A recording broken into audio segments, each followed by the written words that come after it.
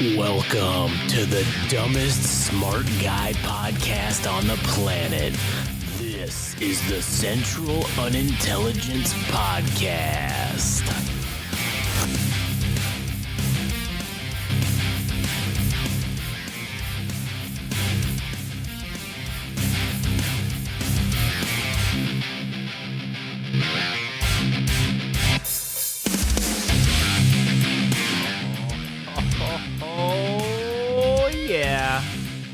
Yeah, buddy, as they say.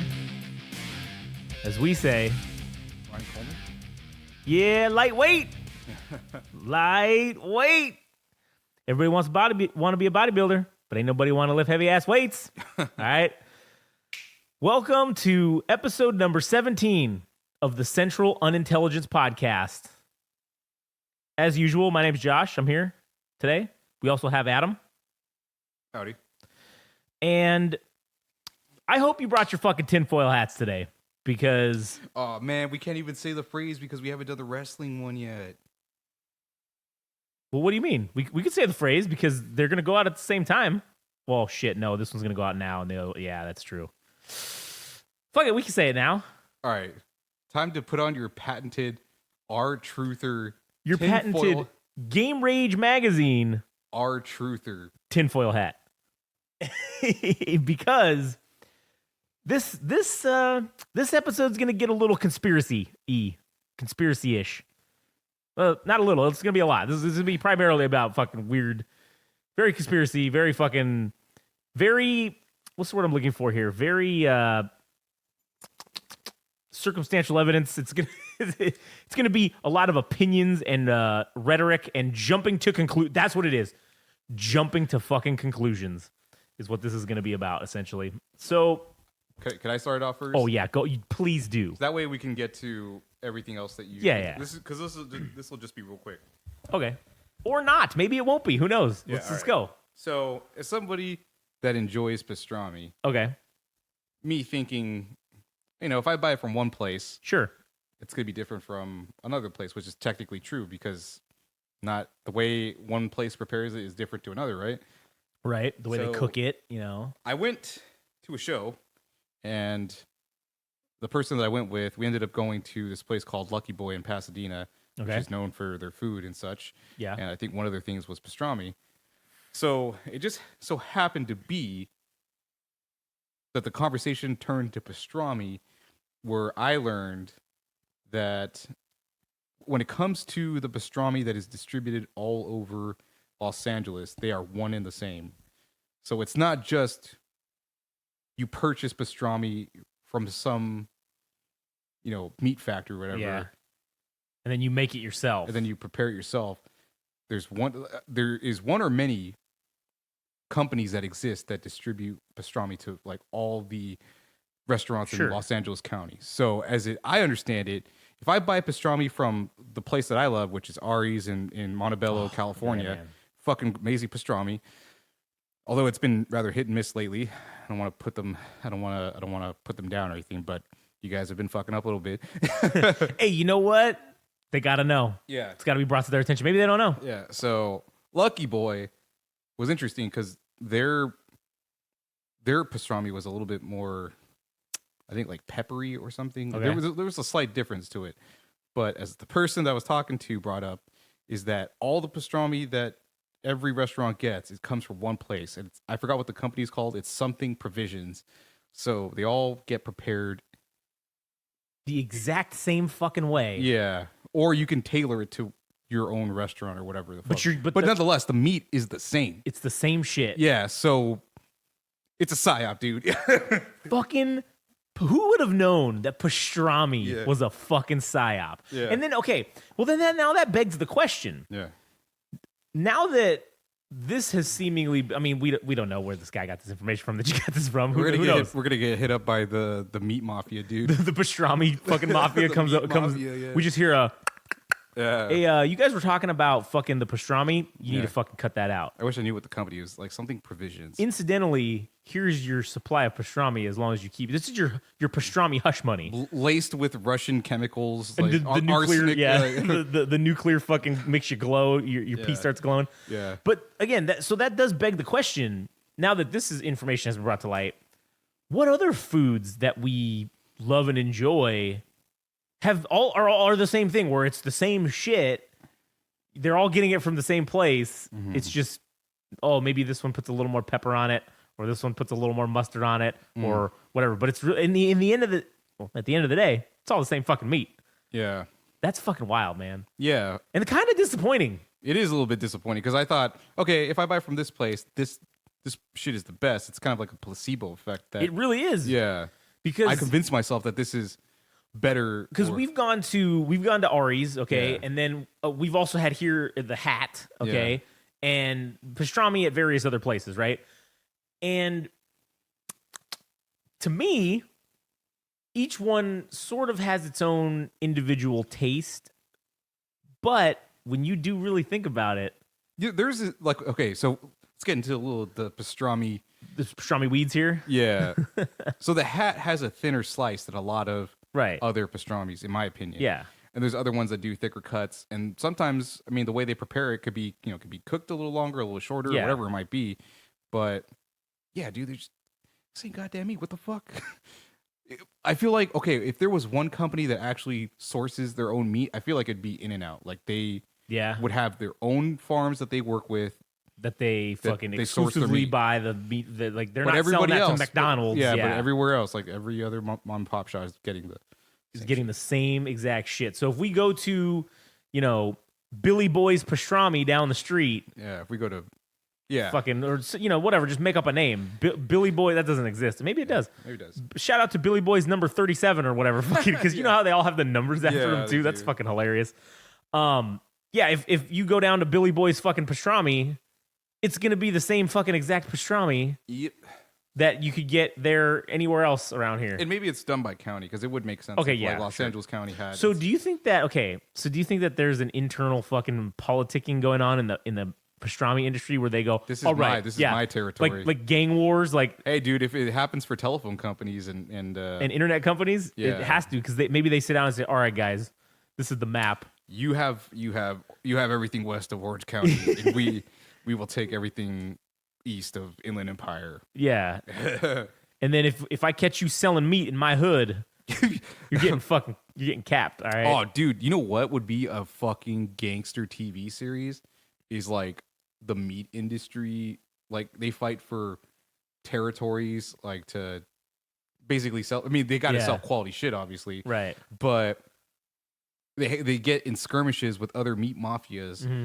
and how they handle them is by like torturing them through meat factories. In the meat factory. Yeah. Because when you look at all the mob movies, that is the fucking thing. It's Yeah. always in some meat packing facility that they're torturing people. yeah, But I think it'd be fucking great if they did. what if that's where they got the idea? They're like, hey, the meat guys are already fucking torturing people. Why don't we just take our own guys and torture them there? Yeah, Meat wars. meat wars.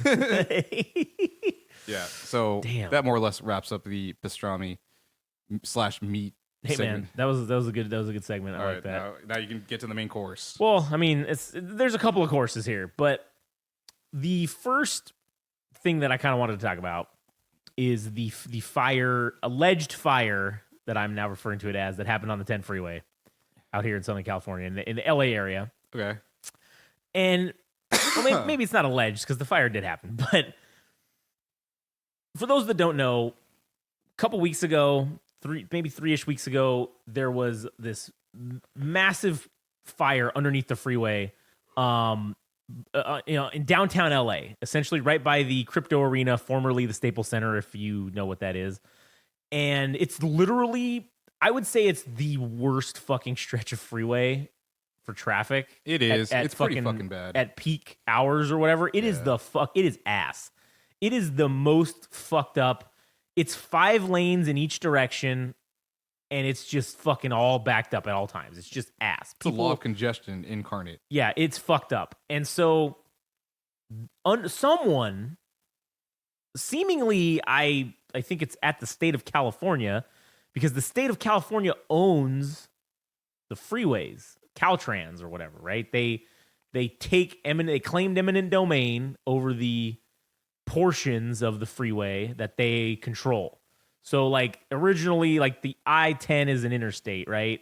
So that's kind of, from my understanding, the federal government owns kind of some of it, but the states are responsible for maintaining it because it's an interstate. So they get federal funding, but they got to maintain it themselves. Okay. So when they claimed eminent domain to make these freeways, obviously because when you're in LA, they still had shit underneath it. So there's underpasses, there's underneath areas to that. Well, the state basically owned the land underneath the freeways. So they, I guess, must have fucking decided one day, hey, why don't we fucking rent this fucking shit out to somebody? So you're talking about, much like a table, there's 4 legs. Correct. And for a freeway, there's pillars, I suppose. And the land underneath it directly is owned by Caltrans or the state of California or the federal. Yeah, or equally both. Right. It's like, but someone had the bright idea to say, hey, why don't we rent this out to someone as like storage? And so that's what they did. They rented out that like a shit ton of that area that's all basically was unusable. Right. And they rented it out to make money. Okay, great. So what they had been doing is storing fucking pallets, just shit, whatever, cars. There's car dealerships that have their overflow stock underneath that freeway that are local to the area. So there's just a bunch of shit that's under there. Also, one of the things being us, being here in California in general is homeless, right? We have an abundance of homeless individuals, and they take up shelter under freeways. That's just kind of how it happens. So over the course of a few hours, I guess this thing caught on fire, and it caught all these pallets is what really set the blaze off, was pallets. And it just was it was a pretty bad looking fire from the videos that I saw of it. So as the fire's happening, they're fighting it, whatever. Everybody comes out and they're saying, hey, old boy Governor Newsom comes on, and he starts saying about how, this is going to take, it's going to take us at least 2 weeks before we can get the crew out here to look at the freeway, to even look at the damage and assess it. It's going to take 2 weeks for them to assess the damage fully. And then it's going to probably take another 6 to 8 months before we will be able to fix the damage that is happening to it, right? So they closed the 10 freeway for what they said was indefinitely for 10 lanes of traffic, with the combination of both directions. They closed for a 3-mile fucking stretch on the busiest, most congested freeway on the planet.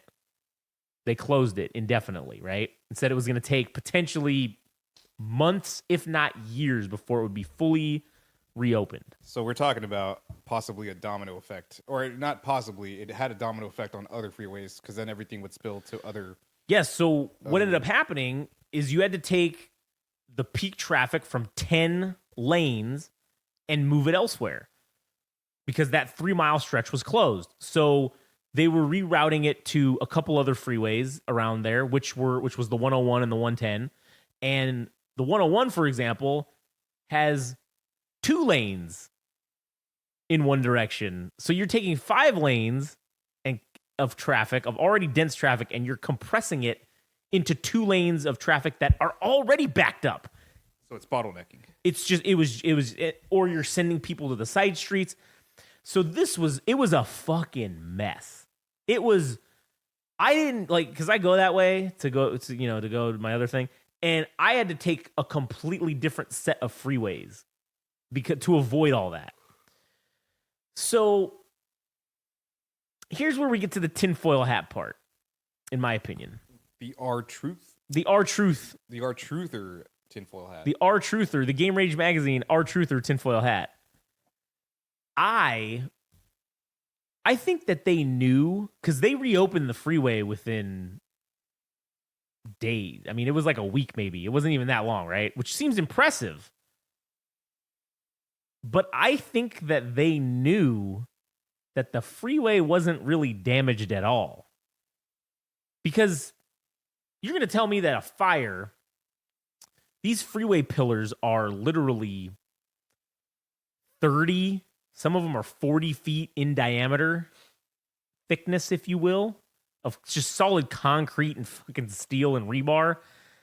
I don't know if a little fire is going to fucking take that and really fuck it up too bad. Sure, it's possible, but they were saying all this shit, right? It was just going to be the worst thing ever. It's going to be months. It's going to be terrible. And literally, I didn't think about it in this manner of it being sort of quote unquote conspiratorial, that this was a setup or whatever. And I'm not saying that I think the fire was started intentionally, although they did say it was. They determined immediately that it was arson. I don't know if the state was necessarily behind that.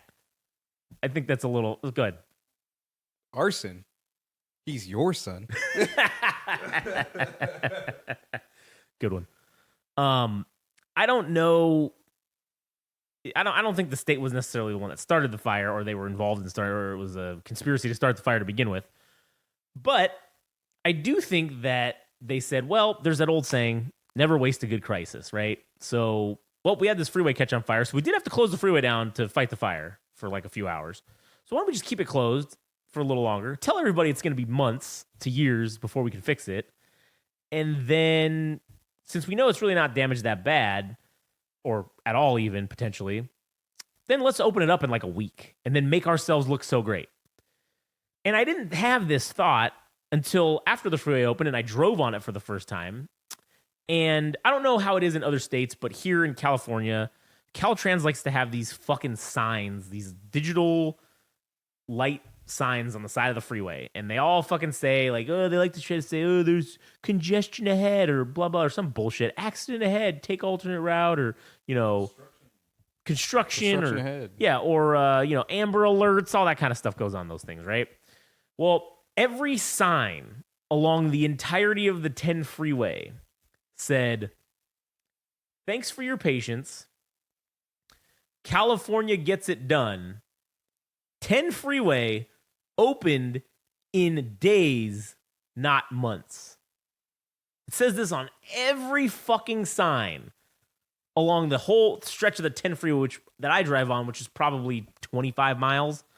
Every fucking sign had that, saying, patting us on the back. We did such a great fucking job. And it comes at a time when, coincidentally, I mean, our next topic is going to be about Xi Jingping's visit here to California, but it happened sort of concurrently as that was going along. Now, I don't know if it's just coincidental that happened around the same time, but it was a shining moment for our governor, Gavin Newsom, because he got to say, we had this problem. Look how good I am at doing governor stuff. This thing was going to take years. We got it done in literally days because we get the job done. He literally got this whole press conference about how the crews were working around the clock, 24 hours a day for the 7 days or whatever, however long it was closed, 2 weeks or whatever the number was. And they're just patting themselves, just unabashedly jerking themselves off in front of everybody at how great they are for getting this shit done. When here in our local area, they've been doing this freeway expansion that they literally said all they're doing was just adding a part of an overpass, and they're adding an exit on one of they're redoing one of the exits over there. And they said it was going to take like 7 fucking years to do this. Okay. So do I think for a fucking second that the same organization that takes fucking 7 years to put in and redo a freeway exit and add one little fucking lane of overpass, that they would get this massive thing that was supposed to take years to fix, that they would have got it done in days? Yeah. Okay. So when it comes to streets, does Caltrans also is city streets? No. Okay, because I was gonna bring up the bridge that was just added. Yeah. To Los Angeles, the new one that I forget. And you know, because it's an overpass, they may have been involved, but the city, I think, is primarily, if it's a city street, they're primarily responsible for in it. either case, I guess it would just speak to the government that there's no haste Right. to what they do. None. So maybe I can entertain that possibly what they were parading around as a victory is ultimately a ruse. Yeah.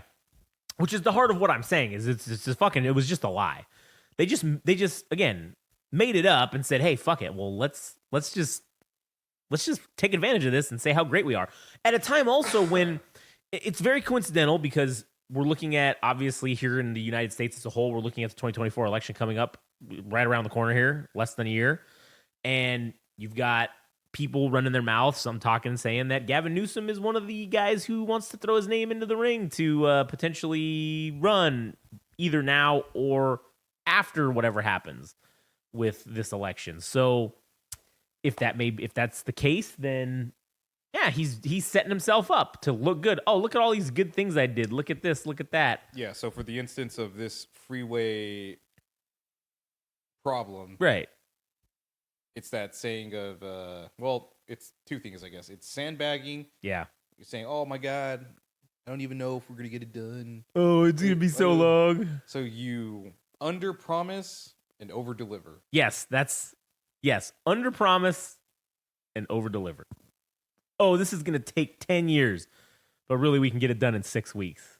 And then we say if anything was actually done at all. Yeah. Besides inspecting. Right, exactly. Which I think that's all they really did was just inspect it. I don't even think they needed to do any repairs at all. They just walked up and like, good enough. Because also what was interesting too is the other sign that would float up on there on the freeway was saying no overweight trucks on the flashing sign. It would also be that as well. I can't give you on that one because that was the precaution.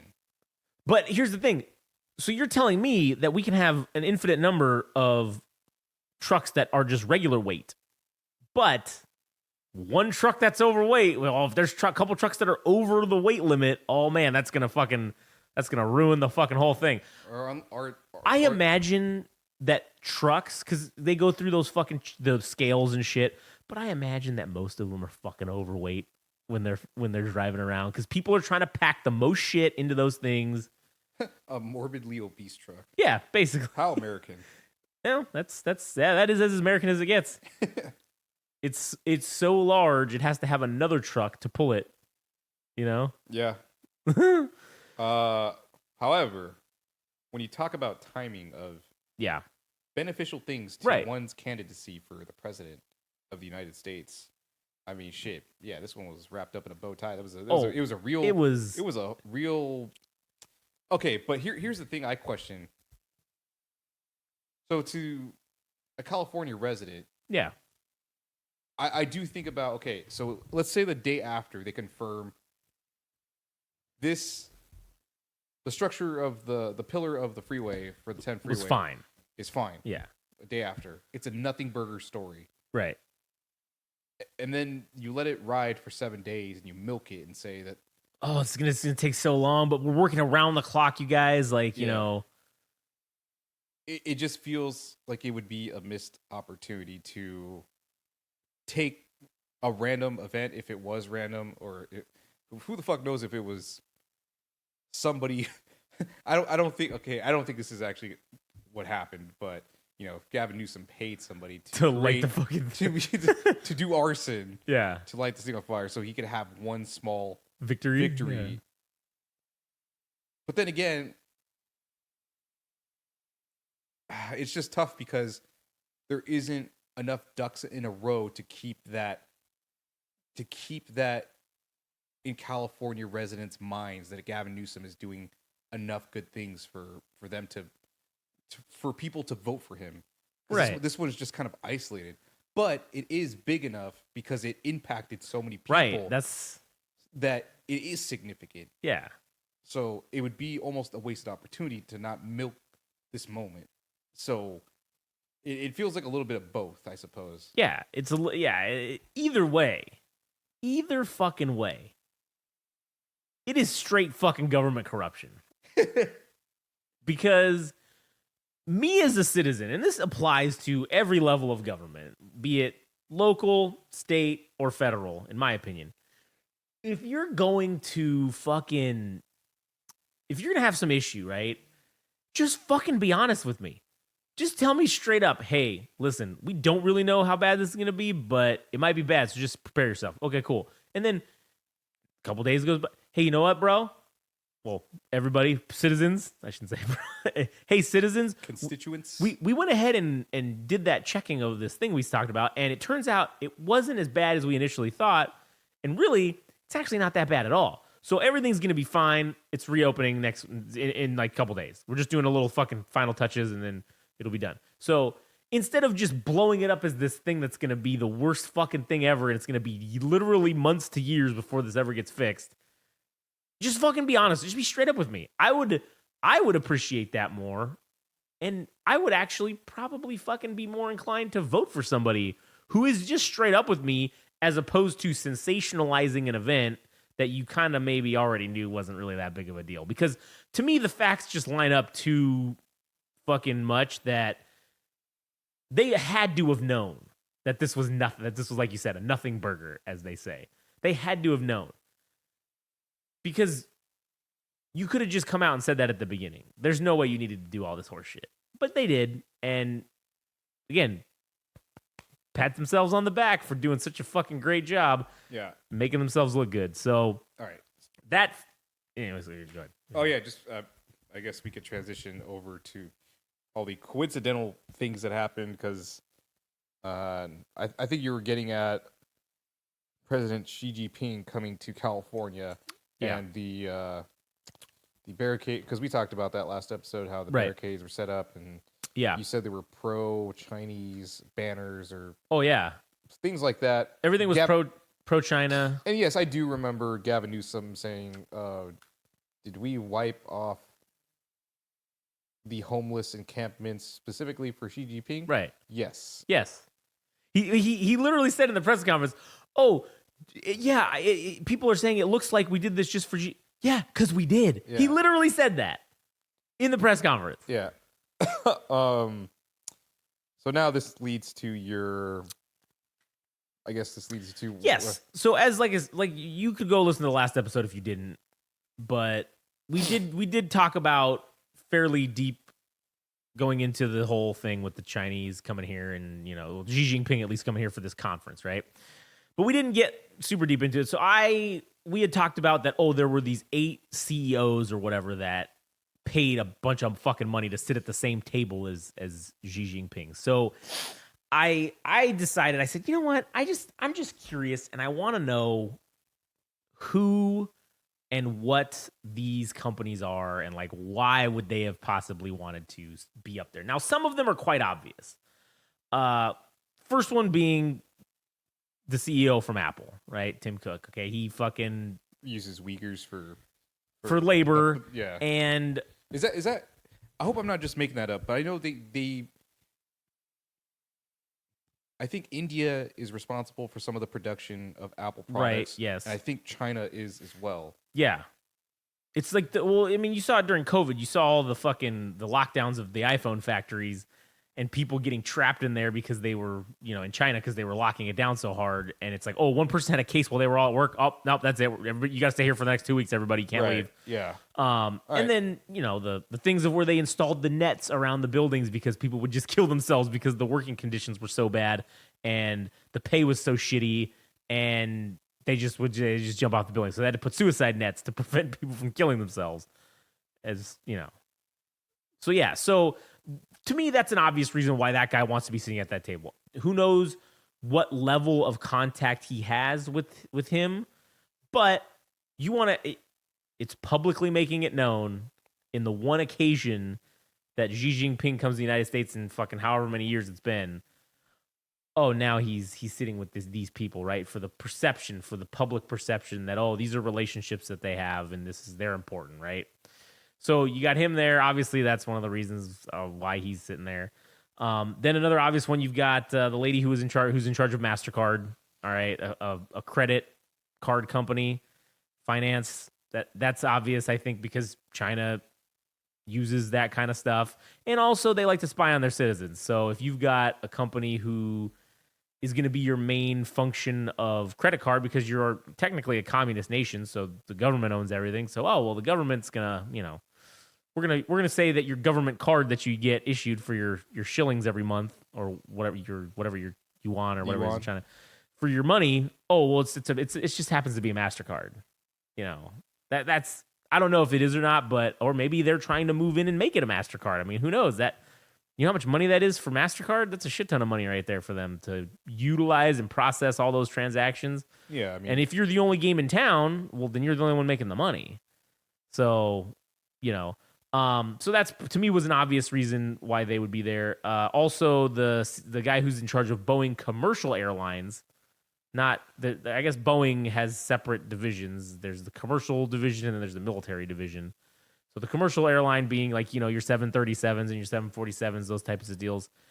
Obviously, China utilizes our company's, aircraft in their industry of travel and, whatnot. So that makes sense. One of the most populous countries on the planet. Okay, you being the CEO of arguably the biggest and most popular civilian aircraft company for travel, you would want to be there at the table, right? To me, that's obvious. To make sure and continue your relationship that China's only buying Boeing civilian aircraft for their civilian travel industry because we're the shit. Yeah, I mean, well, it is. It's a fact.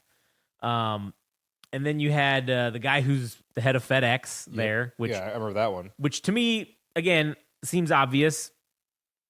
They can utilize FedEx wants to be international shipping to China, and maybe also within China internally as well. Who knows where the thing is, because the government owns everything. They can say, these are the things that are allowed to operate, and these are the things that are not allowed to operate. So, hey, China's having a problem with whatever. Oh well, we're gonna switch over, and FedEx is gonna be the new Chinese postal service, and they're gonna be delivering everything in China. Yeah. So that was obvious. And then there was another guy from Bridgewater Associates. His name's Ray Dalio. He's like the CEO. He kind of ties in with the next two that I'm going to talk about. But it's like an investment capital firm basically. They just have a shit ton of money. But the two big ones, which really fucking the our truther hat is fucking on fire right now. It is cooking my brain at the retention of heat from the tin foil that's coming off my brain because of these things. And it's like glaringly obvious. But I did a little looking into these things. So you had the guy who's the head of Blackstone and you get the guy who's the head of BlackRock. Now, what's funny about these two companies and also the other one for the Bridgewater Associates, these guys all kind of worked together back in the 80s. At Lehman Brothers. I don't know if you remember that name, but yeah, Lehman Brothers was essentially the cause of the financial crisis in 2008, right? Well, funnily enough, or eerily enough, maybe is the right word, these two guys, they invented the mortgage-backed security. Well, they didn't invent it, but they turned it into what it became, which caused the 2008 financial crisis. They made this shit what it was back in the 80s.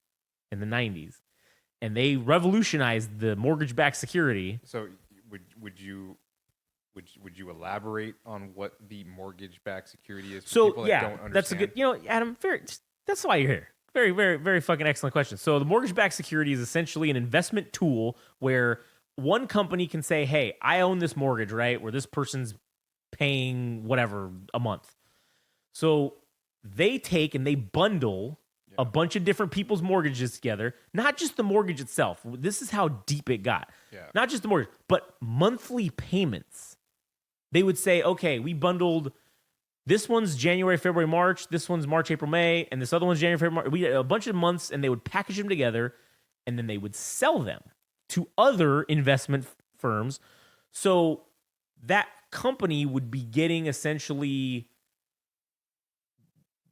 money. They would make money on it by then selling it to another fucking place and another place and another place. So they were preventing their own losses and potentially making a profit and then passing off the debt to somebody else for them to collect and potentially pass off to somebody else. So it's like a It's a pyramid scheme. It's a domino effect where everybody's passing off and nobody actually has money to pay back those loans.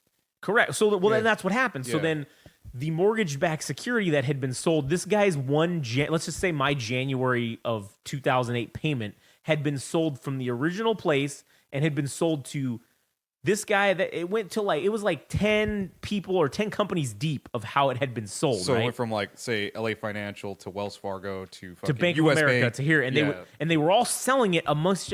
There were instances where the same original person who sold it bought it back again and sold it again. So what ended up happening is being because the only way that everyone in the loop makes the money is if I make my January payment. Yeah. But if I don't make my January payment, then no one has the money to back it up to send it all around the loop again. Yeah. So then all these companies had all this debt of things that they purchased that they were just leveraging for the future because they were betting on the fact that I would make that payment. But then once I don't make that payment, then that's how you did that, and you multiply that by millions. Yeah. So before even that, I mean, how you get there is that people were purchasing homes that they couldn't afford. That right? was another part of it. Yeah. Was the reason why the banks were doing this predatory lending. Yeah. And they were basically allowing people to get into homes With that had no business, any credit, any credit, any credit any score. income, didn't give a shit. Yeah. Because they had the adjustable rate, the adjustable rate mortgage. And that would be, you would start off at 0% for the first 3 or 4 years. And it became very popular in 2004, 2005. And obviously once in 2008 or 2007, 2008 was when the adjustable part kicked in. So you're paying 0% interest. So your house payment was just principal and interest, which was, which back then, $1,200 you could get for whatever house you bought. You're paying $1,200. Yeah. In reality, well, you were just paying principal. You weren't even paying the interest. So in reality, you're just pushing off your interest to what your real interest rate should be, which is 5 or 6%, let's say.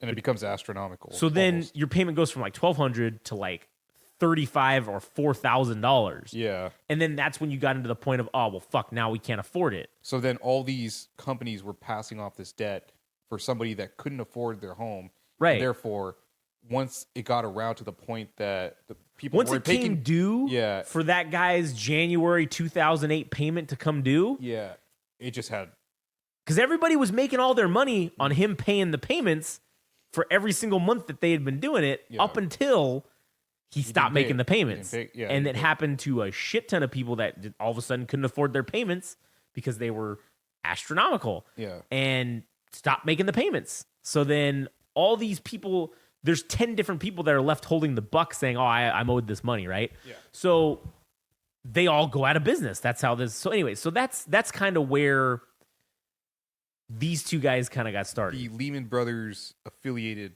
people. Right. What are their names? Well, so the CEO of BlackRock's Larry Fink, and the CEO of Blackstone is this guy, Steven Schwartzman. Okay. So that's how these two guys knew each other, and they worked there. And then they went off in the 80s after they did this. They went and made their money, and then they went and made these two companies. And so it wasn't just the two of them, but there was just 5 or 6 other people. A lot of them were involved in creating basically these two companies. But these two guys are the heads of it currently right now.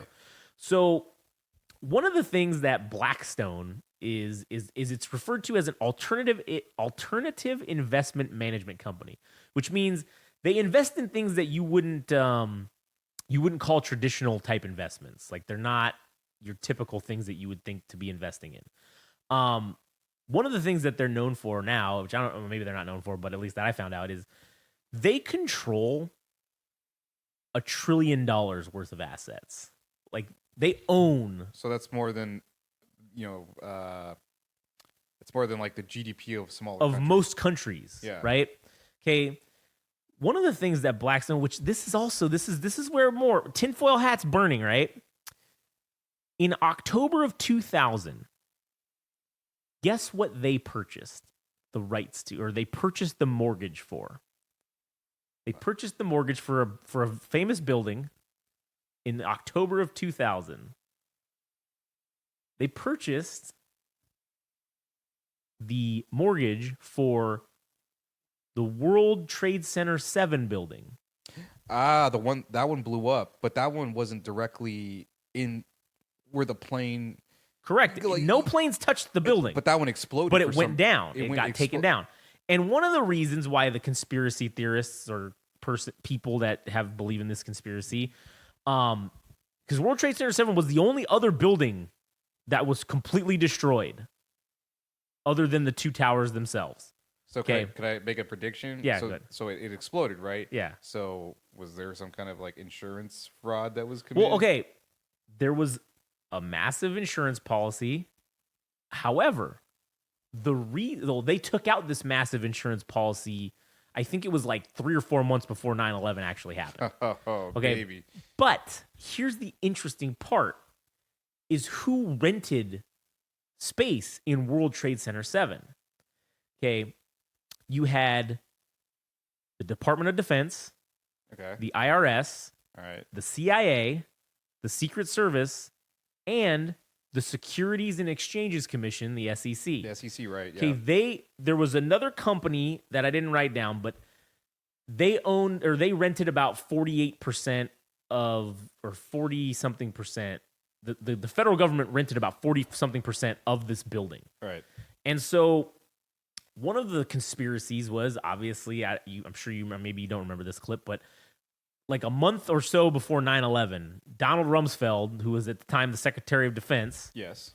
he comes out and says, hey, there's $1 trillion worth of money that the Department of Defense, we just can't account for it. We just don't know what happened to it. It's just gone. We don't know where it went.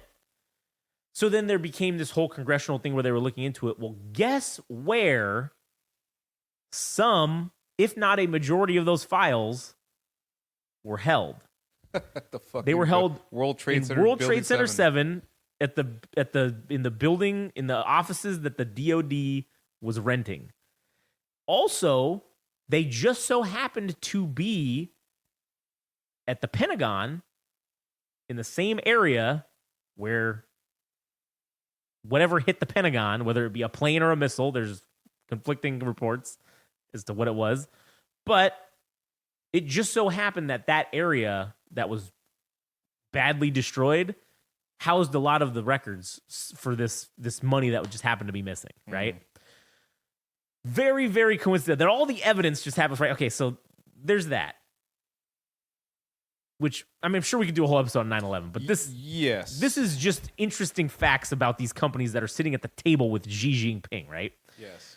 Also, they own, I don't know if you heard of this little company called Houghton Mifflin, but they make all of the books for every fucking school in the United States. Every book you ever had when you were in elementary school or junior high or high school was a Houghton, it's like a Houghton Mifflin. I don't know how to fucking say it, but they are the ones who make all the textbooks for school, for the education of the children. They determine what content goes in there. I debate that. I feel like there's two additional Okay, ones. sure. You know what? You're right. You might be right. Pearson and like McHill and some other ones, but they probably are like the major. But they're the number one. They are unabashedly they're in every fucking school. Okay. That Houghton Mifflin has books in every fucking school.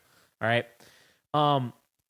They also own the Hilton Hotel Group. That whole thing. They own it all. They own SeaWorld. Okay, didn't know that. They also own this other thing called CSAC, which is a music rights organization. Oh, right. So that's a PRO. That's a publishing rights organization. So there's two other ones. There's BMI and fuck, I forgot the other one. But CSAC. So yeah. So they're in the music business. So yes, they own it. They own CSAC. Fuck, all right, that is fucking crazy. That's fucking insane. They also purchased a majority stake in Bumble, which is like a social media kind of app. Bumble, yeah, the one where you can make friends or date. Right. You know, okay, hold on. I got to double check on those PROs because there's two major ones, but they're like the third party. They're kind of like, I want to say they're a newer face to it, but I got to look up the two other ones just so because I said BMI, that's body mass index, but it's something like that. Yeah. Body mass. Okay. But it actually might be BMI. Yeah. Continue. Okay, so they took a majority stake in Bumble, which to me, because again, the Chinese enjoy the government control and spying on their citizens. So if you have an opportunity to present to them of like, oh, hey, we also own majority stakes and can control what happens in these companies. If you want to allow Bumble to exist in China where there's a billion fucking people, hey, that gives us a billion new users. We can sell advertising, all that bullshit, and we'll just give you the data. We'll just fucking let you see what these people are fucking doing or whatever. All right, All right, yeah. So BMI is definitely. It wasn't just the body mass index. Yeah, it's the name of the thing. It actually is one of them. So it's BMI, CSEC as you noted, and ASCAP is the other big one. I guess those are kind of like the big three, like I guess, or the top three. Well, ones. yeah, there's other ones too. All Track. I don't know. Yeah. I haven't heard of that one.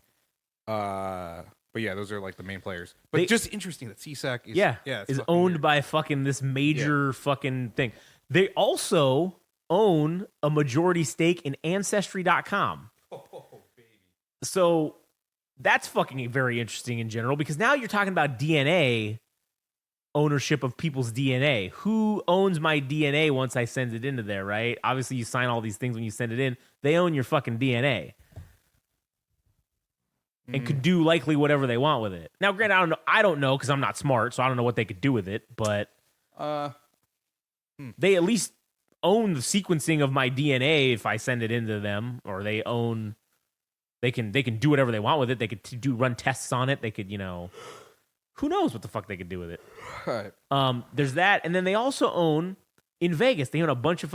They own the Bellagio, the Aria, the Vidara, the Cosmopolitan. God, dude. They own everything. And you know what they did? They did this thing called a reverse buyback, where the original company who owned it was going to go bankrupt. So they purchased it from them for pennies on the dollar and now lease it back to the company. So the company pays them monthly payments. The original owner of the company pays them monthly payments. They own the land and they're getting paid monthly lease payments from them. Fuck, dude. So it's like a double fucking whammy. Yeah. And they own a lot of fucking hotel chains around there. Same thing with like the Hilton thing. They own American Campus, which is this company that is, it's called American Campus Communities. It's the largest developer, manager, and owner of student housing in the United States. Fucking, that's one thing. No wonder there was so much pushback for student loans being absolved. Yes, because that's part of what gets rolled into it is your housing. Oh, so, shit, dude. That's like, because then they would lobby for that. Yeah, so that's one of the reasons why they probably lobbied and got. And if you look at Biden has really walked back the whole student loan forgiveness thing. He dipped his toe. It yeah, happened. He did some. Yeah. But it wasn't. It was wasn't certain a full, ones. Yeah. It was certain ones, and I'm sure they were the ones that were educational only. I'm sure. I hope there's info out there we could verify this with to see that the ones that were done were probably likely not ones that included housing as part of their fucking.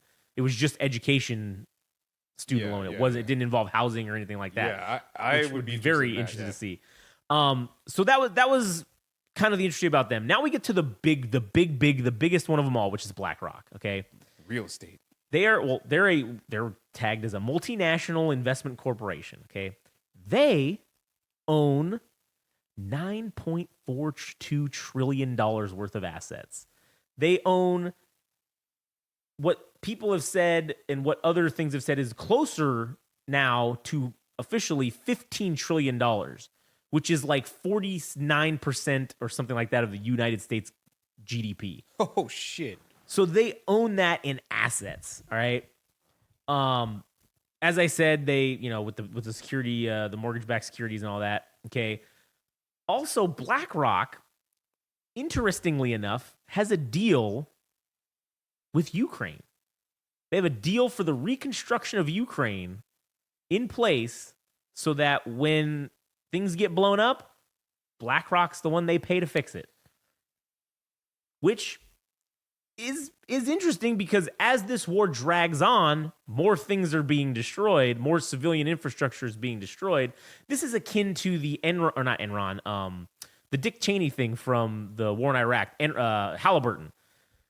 Dick Cheney was the head guy on Halliburton for so long, and then all of a sudden Halliburton gets all the contracts to rebuild Iraq once we went in and blew the shit out of it, right? Same thing with Afghanistan. So this is sort of this is a lighter version of that. So I don't even know. But they're betting on the war continuing because that's how they're making so much money. I was gonna say, wouldn't they be betting? Okay, yeah, it'd be great for them to have this war continue because obviously, like every time something gets knocked down, they're just gonna. So they're trying to make profit. Yeah. Yeah, but they would also. I don't know. That kind of implies that also because they also would look into the future of Ukraine itself being prosperous at some point because then that they would want to throw more money at, or Ukraine would want to throw more money at them if they're investing in them. So it kind of works both ways. Yes, as long as the war continues, yes, it'll be beneficial to BlackRock, but it'll also be beneficial to them because if Ukraine becomes a prosperous nation or whatever you want to call it, if they become like more first world, then it's in the interest of BlackRock itself too. Yeah. Well, also think about this: who's been giving the Ukraine the most amount of fucking money? Well, only Us. the U.S. Right. So actually, NATO also. NATO. Yeah. But we fund NATO the majority of NATO anyway. So if you think about it, they got this deal. And they know it's good. They know Ukraine's good for the money because they're getting it from us. So I just thought that was very fucking interesting. Also, but now Ukraine is not getting. Well, I don't know the U.S. budget. We're still giving Ukraine money.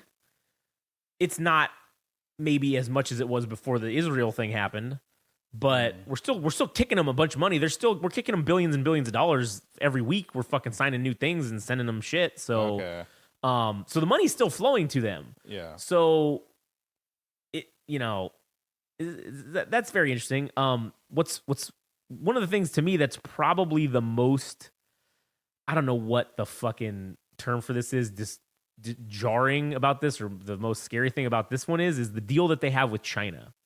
And China owns everything in the country, right? They own and operate every company because they're a communist organization. There's no private ownership or whatever. And there's definitely there is some, but there's no foreign country companies allowed to operate outside of the Chinese government, inside China, right? So that makes sense. Because kind of like we talked about the previous episode with Russia, that they are in a surveillance state. Correct, yeah. So they want total transparency so that whoever's in charge stays in charge because they know everything at all times. Right. So if that applies to the businesses as well, it makes sense why they wouldn't have foreign countries investing their own businesses into China itself because they wouldn't know what would be going on within the building itself with the employees and all that stuff. So, yeah, I could see that. Yeah, so, okay. So one of the things that is jarring to me is that BlackRock is the first and only foreign-owned company that is allowed to operate independent of the Chinese government inside of China. So they're the only foreign company that gets to do business without the Chinese government being ownership and telling them what they fucking need to do. They're allowed to operate independently. Because they're large enough to have leverage over them. Because they basically... what's the word I'm looking for? They are in the mutual fund industry. They're in the financial sector. Mutual funds. That's what they operate in China. So China, I'm sure, is somehow getting some kickback from this, and it's making them money, which is why they allow it. Right, yeah. And it's got to be a massive amount of fucking money. For them to look the other way. Right. And additionally, as you said, with the real estate thing, Blackstone, BlackRock, they have been buying up all of the real estate. I mean, everywhere. There's been, here in California specifically, and I at least can confirm and have experience with this because of one of the things of us looking for a property to do certain things with. We've been doing that for the last couple of years and have been coming up short because we will get outbid at the last minute by some foreign quote unquote investor that pays cash and pays over the asking price. It's kind of been going. That's why our housing prices in California are so high right now, is because it's inflated the market, and BlackRock and Blackstone are one of the organizations kind of behind this happening, because they also come in, pay cash, and they offer more than asking price because they want to buy up for whatever. I don't know what the reason is, but they want to buy up all the fucking housing. Could it be the thing that, what's his name? What's the guy's name from Klaus Schwab says that fucking thing about, yes, you will own nothing and you will love it. We will own all the house. You will rent everything. Yes. Like, you will eat the bugs, that sort of thing. Oh, is that from like was that like the Great Reset thing? Yes, that's exactly what that's from. Yeah. What was that summit for? Do you remember what that thing was? I think it was the World Economic Forum, was the WEF, which is like the major. It's like everybody calls it the Illuminati fucking get together, where they get together and discuss what's going to happen over the next year. They do it every year, right? Okay. Economically, they kind of discuss the game plan. And I got you. So yeah, so sure, that's kind of making it seem a little fishy. Another interesting thing about this company, BlackRock, is they appointed this guy to its board just recently, who is also the president of the Saudi Arabian Oil Corporation. So, so this guy's on the board of BlackRock now, and it's like, ooh, there's another connection coming in here. Especially with all the stuff going on in Israel with Hamas. Yep, and that potentially disrupting oil operations, and there's weird things afoot. Yeah. So that was 7 of the companies, right? Or 6. There's 6 of the 7. Wait, 1, 2, 3, 4. Yeah. Okay, Let's not. I was going to say there's also, one more. Oh, sorry. Okay, let's not get too carried away, like creating a laundry list of. I mean, sure, all this information is great, but there is a end. Yeah, there's an end game. Okay, there's an end game to this of my conspiracy theory. Yeah. Okay, so the last company is this company called Gilead Sciences that was at this table. Okay, I didn't know I'd never fucking heard of them before. Didn't know jack shit about them. Okay, so I look them up. They're a pharmaceutical company. Okay. They created and own Tamiflu, which is, it's a antiviral, like a flu treatment or whatever for just the regular kind of flu. People use it. It's on the shelves everywhere. Fucking, it's like their one of their number one products. Yes. That they make. Okay. They also created several HIV treatments. Truvada, which is the only approved preventative HIV medication currently by the FDA here in the United States. Okay, they're the only game in town. They also created remdesivir, which was the COVID-19 treatment. They created that as well. Also, interestingly enough, as I brought up Donald Rumsfeld earlier, prior to Donald Rumsfeld getting appointed as the Secretary of Defense in 2000 or whatever, he was the CEO of this fucking company. And Gilead Sciences. He was the CEO of this company and was running it, and he was there when because they didn't, I don't think they created Tamiflu. They basically like bought it from a company. They bought a company. Hostile took over basically a company who did create it, and they bought it out. But now they own it because that was part of the deal. So that's also just, and Donald Rumsfeld actually stepped down as the CEO because he was appointed as Secretary of Defense. So you can't be, in charge of companies. Can't hold office right, and be in charge of fucking private corporations. Looks weird. What? Because then it looks weird. Well, yeah, because then you could just give contracts and, it's a conflict. However, that's just what they do anyways, obviously, because that's like with the Halliburton thing with Dick Cheney. They just got the contracts anyways and still benefited. So, when I see all these companies and them wanting to have this seat, this is where I'm going with the end game, seriously here.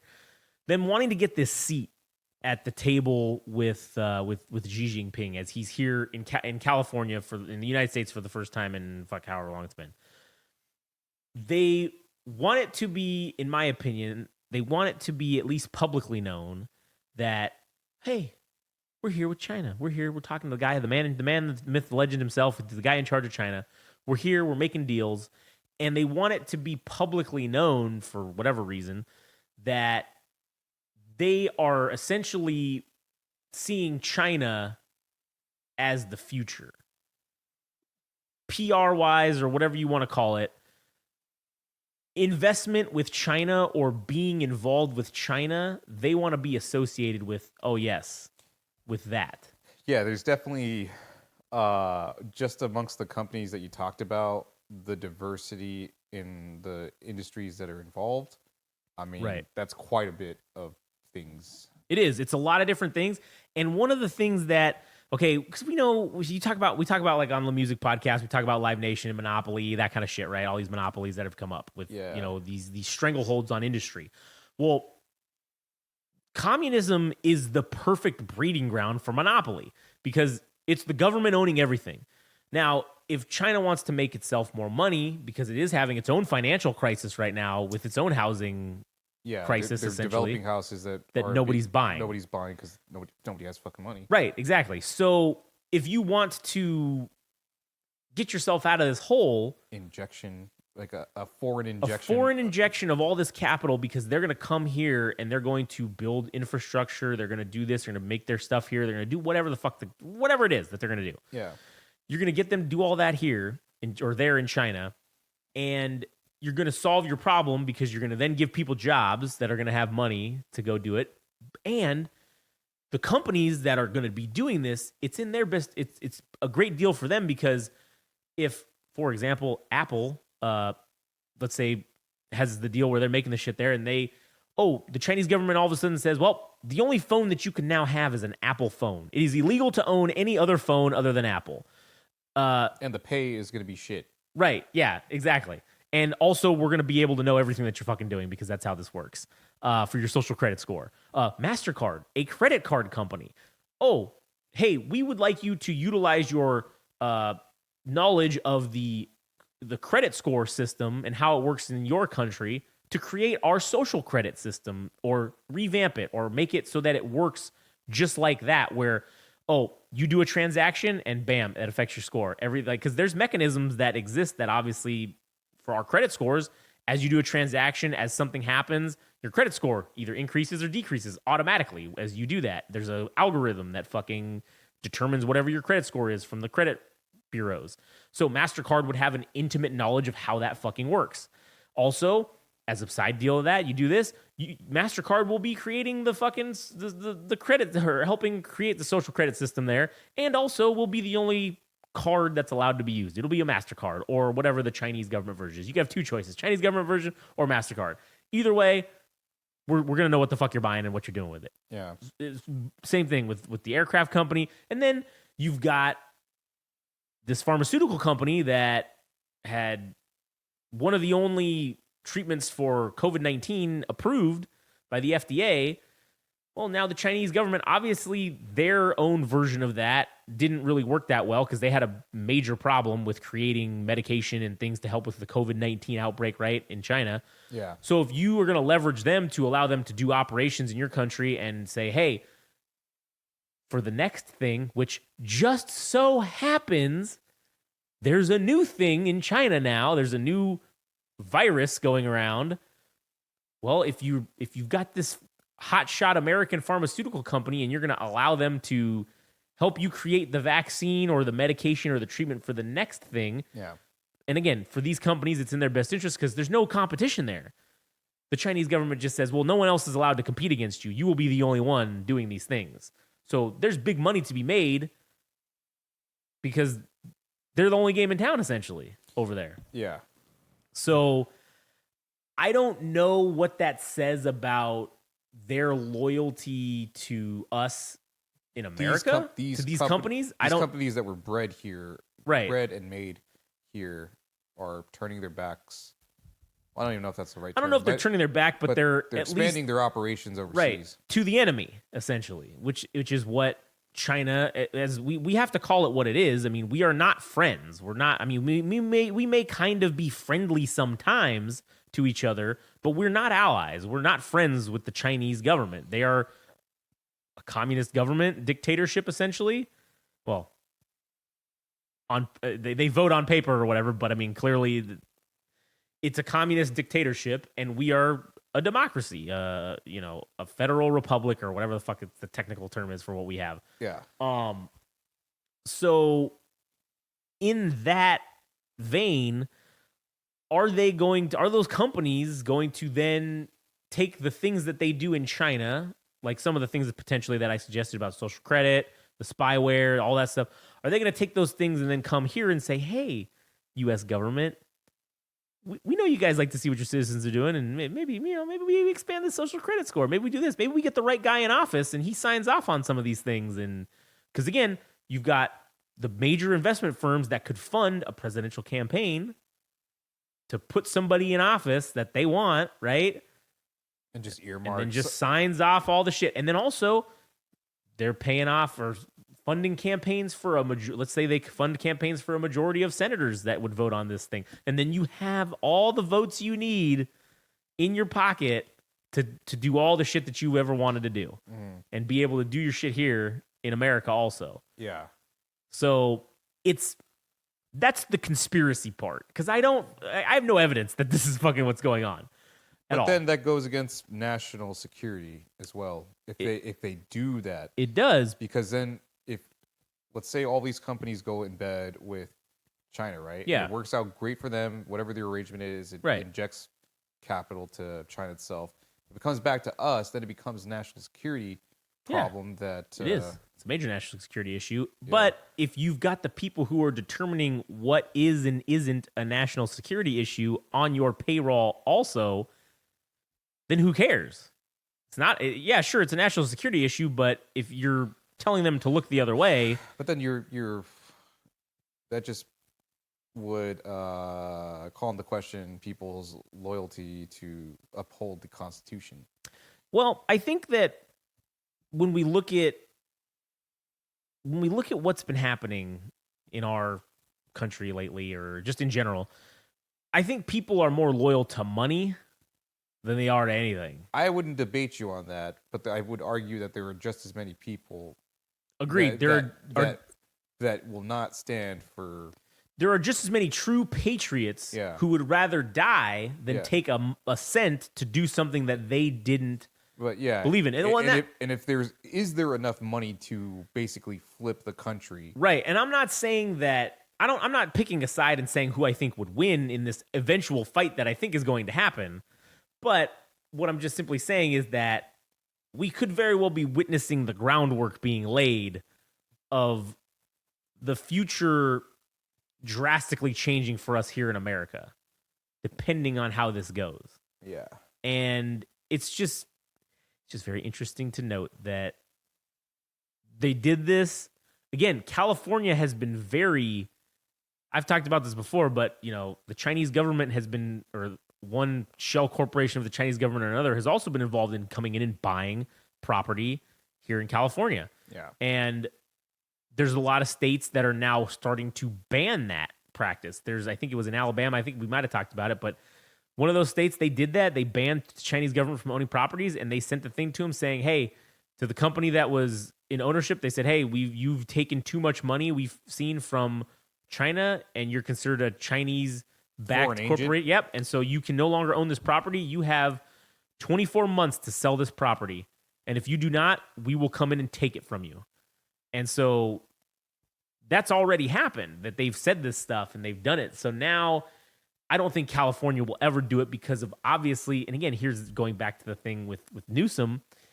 He's the one that he's taking credit for bringing Xi Jingping fucking back to the United States and setting up this meeting between Xi Jingping and fucking Joe Biden. Like he's kind of like taking the credit for that, right? So he's painting himself as an international yes, somebody that is setting himself up. Dabbling in international affairs and international diplomacy. Right, because he met with Xi Jinping already a couple of months ago in China. Right. And this is where it doesn't make sense. Why would the governor of a state in the United States go meet with the fucking president of China in China? That doesn't fucking make any sense at all to me. Kind of stay in your lane there, fella. Like the Chinese president. Okay, the Chinese president, Xi Jinping, he won't meet with presidents of other fucking legitimate countries. He has his foreign minister meet with them. But you're going to meet with the governor of a state, which is less than the fucking president of the United States, obviously. Yeah, I guess that would have been my argument is, okay. Well, I guess, I mean, for this instance in which Xi Jinping came to California and is greeted by the governor, that is equivalent of like, our local president in California, right? I Yeah. mean, so he's not the president, but Right. the governor is basically It's the president of California. It's the president of the state, state. basically. Yeah. So that makes sense because you're hosting Right. this thing, and there are international embassies Yes, of other countries. correct. So that's where my argument would be against why. Right. Well, that makes sense, right? Yeah. That does make sense. But then why 2 months ago did Gavin Newsom go to China and Xi Jingping received him when he doesn't even receive, like I said, presidents of major foreign fucking nations? He has his foreign minister do that. He doesn't dick with them. Yeah, I don't have an answer for that. Right, but it's very odd. It's very conspiracy theory-ish. It's very fucking makes you think. It makes you wonder what's really fucking going on behind the scenes. And this meeting of all these people at this fucking table in this public fashion is activating my almonds to the fucking highest level. Too many main characters, dude. My jimmies have been rustled to the point that I don't know if they will ever be unrustled again. Yeah.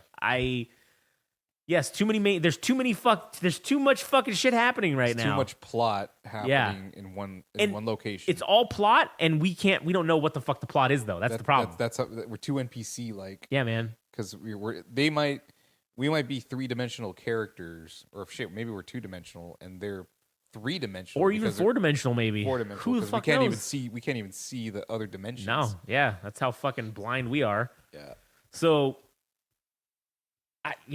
I just don't know where this goes. I will definitely be monitoring any news that comes up about any deals or anything, because they will put shit out there. It'll be fucking very downplayed or whatever, but I could find shit on the conspiracy guys will find it, and I'll just fucking be fortunate to have benefited from their internet autism of fucking doing analyzing spreadsheets and fucking finding this weird information of weird shit that comes up. So yeah, I will benefit from that, but I will keep an eye on it, and obviously anything that I find, I will obviously report back here.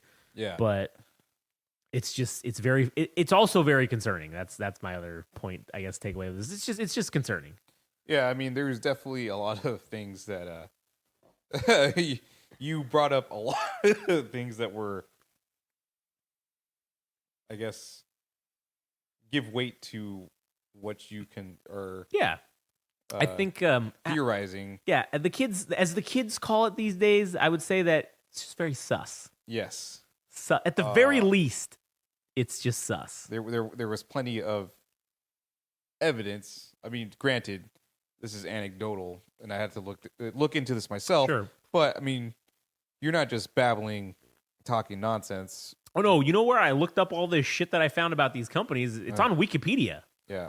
That's where I got it all. And then I double confirmed the sources of that and found it on other places, just because, anybody can edit shit on Wikipedia. But I think Wikipedia does a pretty fucking good job of maintaining truth or whatever on there. More or less. So yeah. So it's not just that you were I wasn't making just all making this shit up. I mean, there was plenty of evidence that would give weight to what you think is happening. Precisely. Yeah. So anyways, I don't know, that was pretty much it. What time are we at on this? Hour and 12 minutes. Oh, cool. Fuck yeah. We got. I thought we were gonna only get 30 minutes out of that. So yeah. Fuck yeah. You got any other topics for this? Shit. I'm glad I didn't cut you off because for all the people that you were listing, along with all the companies that they're affiliated with, the main players that were at this gathering. Yeah. In the history of the United States, in context to this conversation that we just had, holy fuck, man, it raises a lot of eyebrows. I mean, shit. If you weren't a conspiracy theorist prior to this moment, you certainly feel like one now. Maybe you might fucking be one now. Yeah, that's for sure. I definitely feel like I'm like, oh, that was too many coincidental. Things lining too many up. Weird fucking things going on at once. Yeah, So, definitely a very cool episode. I got to just sit back and hear you talk, wax poetic on fucking on conspiracy shit. Yeah, and fucking. It's kind of like, see what you do. All right, what you do for the music. Yeah, where you go fucking hard and deep into people's fucking pasts and fucking all that shit. I do the same thing for this thing. This is my version of that, right? Yeah. So I get fucking crazy, and people probably think that I'm a fucking psychopath, and that's fine. I mean, obviously, I rant about things on here sometimes, and that Yeah. being one of them. But The ice wall, dude. the ice wall one. Oh, did I ever send you the lore for the ice wall? People are creating lore for the ice no wall. way. Yeah. So they even have land masses that they made up for beyond just what we know of Earth. Oh yeah, I've Yeah. seen some of those things. Yeah, where Yeah. they have different areas or different like Yeah, realms or whatever it's they're pretty- referred to I as. mean, even if it's not true, it's just cool. fun to fun Yeah. to look at because somebody put time and effort to come up with something like that. Yeah, with some lore. That's Yeah. pretty sweet. Yeah.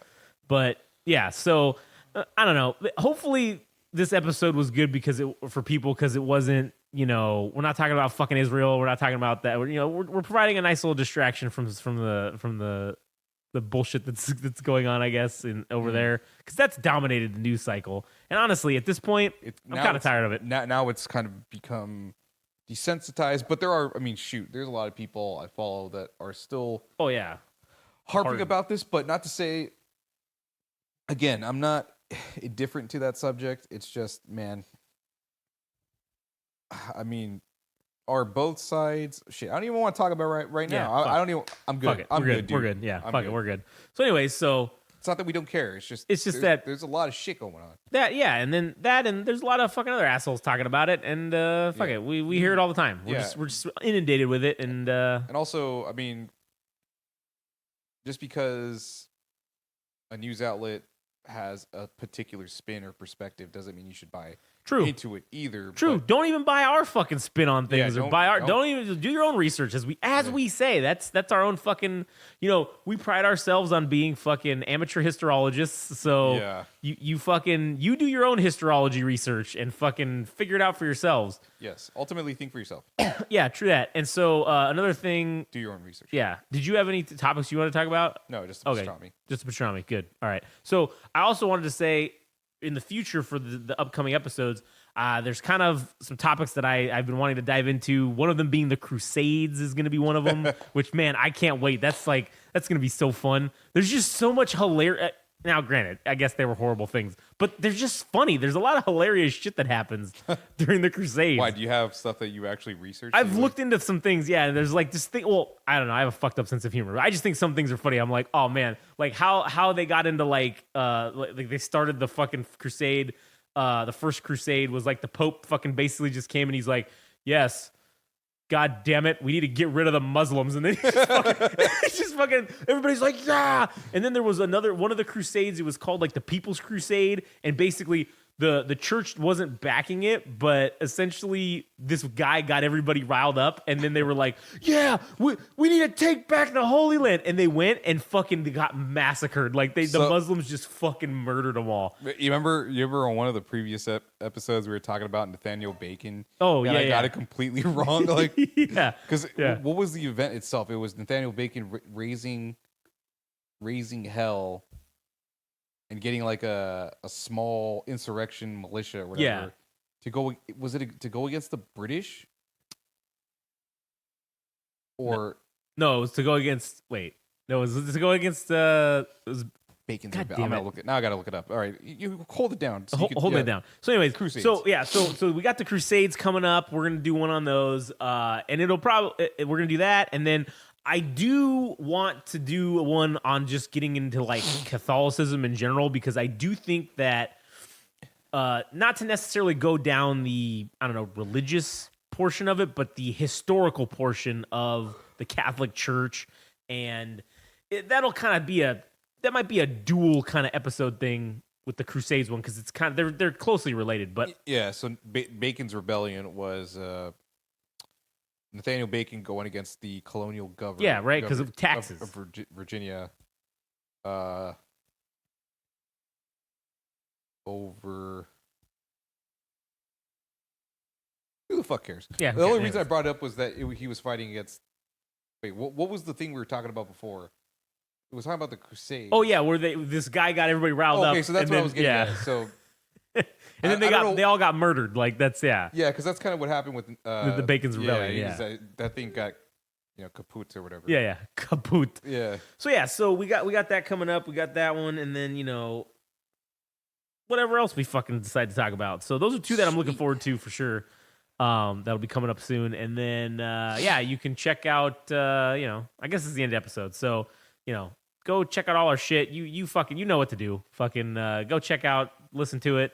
You can check out all our other podcasts, on GameRageMagazine.com. I don't know if this one has all that shit at the end, but whatever. Fucking, You know, and you ain't doing it anyway, so whatever. Fucking, but nonetheless, shout out to Belgium, fucking holding it down. Belgium #1. And, hey, to those of you who do listen, we thank you. We appreciate you. We see you. Keep on listening.